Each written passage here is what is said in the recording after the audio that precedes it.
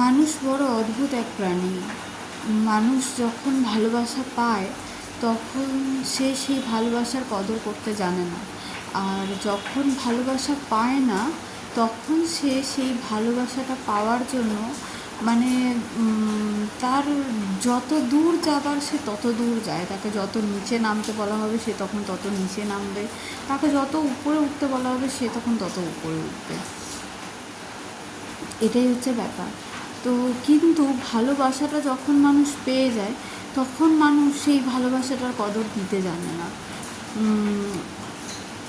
সামান্য একটা এক্সাম্পল দিই, ধরুন আপনার লাইফে কেউ এসেছে যাকে আপনি প্রথমটাতে আসতে দিতে চাননি, কিন্তু পরবর্তীকালে তাকে যখন আপনি আপনার লাইফে ওয়েলকাম করলেন তখন সে তার 100% দিল। ইভেন সে তখন আপনার সামনে এমনইভাবে নিজেকে এক্সপ্রেস করলো যে আপনার মনে হলো এর থেকে বেটার মানুষ বা এর থেকে বেশি ভালোবাসা আপনি আপনার জীবনে কোনোদিনই পাবেন না। কিন্তু যখন আস্তে আস্তে করে সেই ভালোবাসাটা পূর্ণতা পেল, সেই মানুষ দুটো একসঙ্গে থাকতে শুরু করলো একই ছাদের তলায় 24 ঘন্টা, কিছু মাস কিছু বছর যখন তারা কাটাচ্ছে, তারা একে অপরকে চিনছে, আস্তে আস্তে করে সেই মানুষগুলোর মধ্যে তাদের যখন সব কিছু চেনা জানা হতে শুরু করে দিয়েছে অলরেডি, তারা সব কিছু একে অপরেরটা দেখছে, চিনছে, তখন তাদের ভুল ত্রুটিগুলো কারোর পছন্দ হচ্ছে না। তো তখন তারা কি করছে, তখন তাদের মধ্যে ঝগড়া ঝামেলার সৃষ্টি হচ্ছে, তখন তাদের মধ্যে মনোমালিন্যের সৃষ্টি হচ্ছে, কারণ তাদের মতের মিল হচ্ছে না। তো সেই মুহূর্ত থেকে যখনই তাদের মধ্যে থেকে ঝগড়া ঝামেলা এটা একদিন দুদিন, মাসে একবার, বছরে একবার এই হতে হতে যখন সেটা কন্টিনিউ হতে থাকছে, দিনের পর দিন যখন সেটা কন্টিনিউ হতে থাকছে, তখনই সেই ভালোবাসাটা কমতে শুরু করছে। তো সেই ভালোবাসা যখন কমতে থাকে তখন এক পর্যায়ে এসে মনে হয় এই সম্পর্কটা বোধহয় বয়ে নিয়ে যাওয়া আর বেশি সম্ভব নয়, বা এই সম্পর্কটা এখানে শেষ করে দিলেই হয়তো দুজনার ক্ষেত্রেই ভালো। কিন্তু কোনো সম্পর্ক শেষ করে দেওয়া তো অত সহজ ব্যাপার নয়। আজ বললাম কাল সেই সম্পর্কটা থেকে আমি বেরিয়ে চলে এলাম, সেটা তো কখনো হয় না। একটা সম্পর্ক থেকে বেরিয়ে আসা, একটা ভালোবাসার মানুষকে ছেড়ে আসা, এটা যে কতটা কষ্টদায়ক, যারা এরকম প্রবলেম ফেস করেন বা যারা এরকম প্রবলেম ফেস করছেন তারা এই ব্যাপারটা খুব ভালো বোঝেন যে কিছু কিছু সম্পর্ক থাকে, আমি একজন মেয়ে হয়ে একজন মেয়ের দিক থেকেই বলছি, কিছু কিছু সম্পর্ক থাকে যে সম্পর্কগুলো আমরা মেয়েরা শেষ করে দিতে পারি না, সেই সম্পর্কগুলো থেকে আমরা বেরিয়ে আসতে পারি না। মানে তখন সেই মানুষগুলোকে বা সেই সম্পর্কগুলোকে আমাদের কাছ থেকে করতে গেলে আমাদের মনে হয় সেই বুকের পাঁজর ভাঙার মতন যন্ত্রণা হচ্ছে, আমরা ভেঙে পড়ি, আমরা সব দিক থেকে শেষ হয়ে যাই। মানে এটা যে কতটা কষ্টদায়ক একটা ফিলিংস, এটা যে কতটা যন্ত্রণাদায়ক একটা ফিলিংস, এটা যারা ফেস করছেন শুধু তারাই বুঝতে পারবেন। সেই কারণেই বলি মানুষের একটু অ্যাডজাস্টেবল হওয়া দরকার। মানে আমি শুধুই নেব, আমি কাউকে কিছু দেব না, বা তার থেকেও বড় কথা হচ্ছে যে কোনো সম্পর্ক আমি মনে করি দুজনের সমানভাবে এগিয়ে আসাতে সেই সম্পর্কটা এগিয়ে যেতে থাকে। যদি আমি সেখানে একতরফা এগিয়ে যাই সেই সম্পর্কটা কোনো দিনই স্থায়ী হবে না।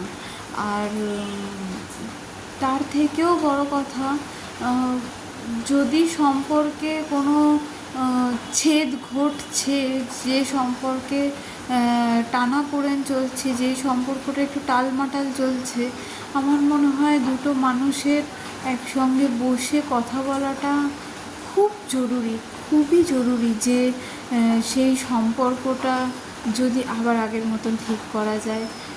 হয়তো কোনো কোনো ক্ষেত্রে সম্পর্কগুলো আর ঠিক করা সম্ভব হয়ে ওঠে না, বা যদিও বা সেই সম্পর্কগুলো ঠিক করা সম্ভব হয়ে ওঠে, তখন ব্যাপারটা কি হয়ে দাঁড়ায়, সেই মানুষগুলোর মধ্যে আর সেই পুরনো ভালোবাসাটা দেখা যায় না।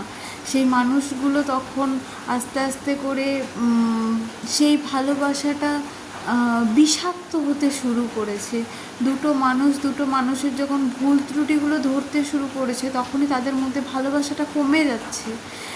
তো এই রকম কোনো সিচুয়েশান আসলে আমরা খুব সহজেই বলে দিই এরকম সিচুয়েশানে বেরিয়ে চলে আসো। ইভেন ফোনেও এখন সোশ্যাল মিডিয়াতে অনেক রকম এরকম কথা উঠছে যে কোনো অঙ্গ পচে গেলে সেই অঙ্গটাকে তৎক্ষণাৎ কেটে বাদ দিয়ে দেওয়া উচিত। কিন্তু বন্ধুরা, যদি সেই অঙ্গটা শরীরের কোনো ভাইটাল অঙ্গ হয়, তাহলে কি সেটা কেটে বাদ দিলে মানুষ বাঁচে?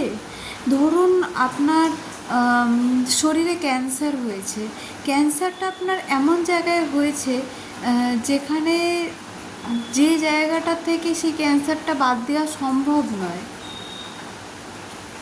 সেই ক্যান্সারটা বাদ দিলে হয় আপনি মরে যাবেন, আর না তো আপনি যদি বেঁচে থাকেন তাহলে সেই ক্যান্সারটাকে নিয়েই আপনাকে বহন করতে হবে।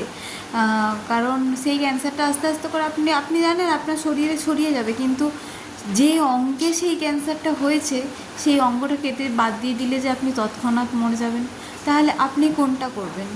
মানে বেঁচে থাকার আপনি চেষ্টা করবেন, নাকি মানে বেঁচে থাকার চেষ্টা মানে যতদিন না আপনার পুরো শরীরে ক্যান্সারটা ছড়াচ্ছে ততদিন আপনি বাঁচবেন, সেটা আপনি চেষ্টা করবেন, নাকি সেই পচে যাওয়া বা সেই ক্যান্সার হওয়া অঙ্গটাকে আপনি তৎক্ষণাৎ কেটে বাদ দিয়ে দেবেন যাতে আপনি তৎক্ষণাৎ মারা যান? এবার এটাও আপনাকে ভাবতে হবে যে আপনি, এরকম অনেকেই আছে যারা আত্মহত্যা করে, সুইসাইড অ্যাটেম্প করে, বা পাগল হয়ে যায়। অনেকেই আছে ভালোবাসায় পাগল হয়ে যায়, ভালোবাসা ছেড়ে চলে যাওয়ার কষ্টটা তারা নিতে পারে না। তো আমি বলবো, আপনার কি মনে হয় যে সুইসাইড অ্যাটেম্প বা নিজেকে পাগল করে দেওয়াটা খুব একটা ভালো সলিউশন? আমার মনে হয় না, কারণ আমরা প্রতিটা মানুষই কেউ কখনো বলতে পারি না যে আমাদের কোনো পিছুটান নেই। আমাদের প্রত্যেকের কিছু না কিছু পিছুটান আছে, হয় বাবা মা, না হয় সন্তান, না হলে ভাই বোন, কেউ না কেউ আছেই। আমরা খুব কম মানুষই এই পৃথিবীতে আছে যাদের কোনো পিছুটান নেই। মানে আমি ভালোবাসার মানুষটা উল্লেখ করলাম না ঠিক এই কারণেই, কারণ আমরা ভালোবাসার মানুষের কাছ থেকেই বেশি আঘাত পাই। আমরা যেখানে আমরা আশা করি যে আমাদের এখানে এই মানুষটা আমাদের কষ্ট দেবে না, এই মানুষটা আমাদের চোখের থেকে জল বেরোতে দেবে না, সেই মানুষটাই কিন্তু অ্যাকচুয়ালি আমাদেরকে বেশি কষ্ট দেয়, বা সেই মানুষের কথাতেই কিন্তু আমরা বেশি কষ্ট পাই। তো বন্ধুরা, আমি একটাই জিনিস আমি এখনও অবধি ডিসাইড করতে পারছি না, বা আমি এখনও অবধি বুঝতে পারছি না যে কোনো সম্পর্ক যদি তেতো হতে শুরু করে, তাহলে কি সত্যিই সেই সম্পর্ক থেকে বেরিয়ে আসা ঠিক ততটাই সহজ ব্যাপার যতটা আমরা ফোনে বা সোশ্যাল মিডিয়ায় দেখি বা কারোর মুখ থেকে আমরা শুনি? এটা প্লিজ তোমরা আমাকে একটু কমেন্ট সেকশানে জানিও তো তোমাদের কি মতামত। আমার মতে তো কোনো সম্পর্ক ছেদ করা এত সহজ ব্যাপার নয়। তোমরা আমাকে প্লিজ কমেন্টে জানিও।